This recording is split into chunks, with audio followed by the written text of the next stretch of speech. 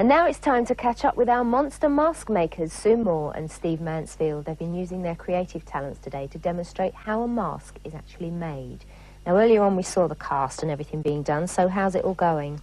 Well, it's fine. What we've done is foamed it up with a cold two-part foam. And so now what I'm going to do is remove the plug, which... There you go. So that's the actor's face. The actor's face. Yeah. There you go.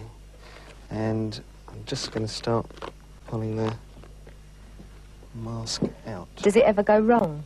Well, Do bits of it ever get left in there? Ask that after we get it out. It's may well go wrong. Yeah. You should say that. Wait and see what happens. That Christmas. No, it seems fine. There we go. Yeah, Whoa. there we go. Hold it there. What you would then do is trim it back with a hot scalpel or something like that.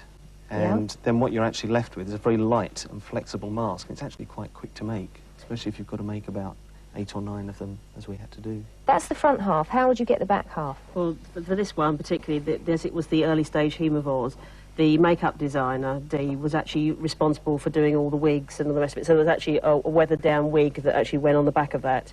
And it was just actually then stuck to the actor's face, and the wig just completed it. Now, you made this cast earlier on, of course, by moulding the clay over the original actor's face. Yes.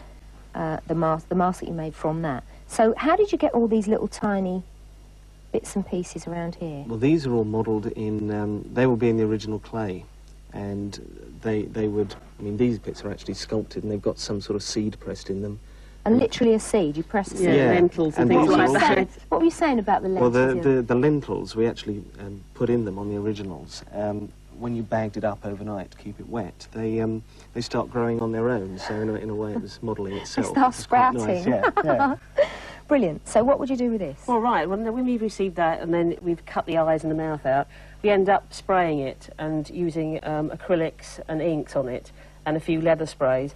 And this was the final result. Mostly the inks and the acrylics have been dabbed over in a light wash, which is sort of like a really light, watered-down version of the paint, and then sponged over and then sponged off again, just rubbing in. All the excess goes into all the little creases and brings up the detail.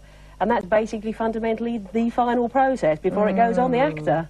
And I know, through trying this earlier on, it's very smelly in here. Yeah. People sometimes have a problem, do they, with the glue? Well, they could fall over on several occasions, but... So, let's see what the final thing looks like. Let's have a look. Marvellous. Yeah? You wouldn't notice any difference, would you, really? You met the new vicar.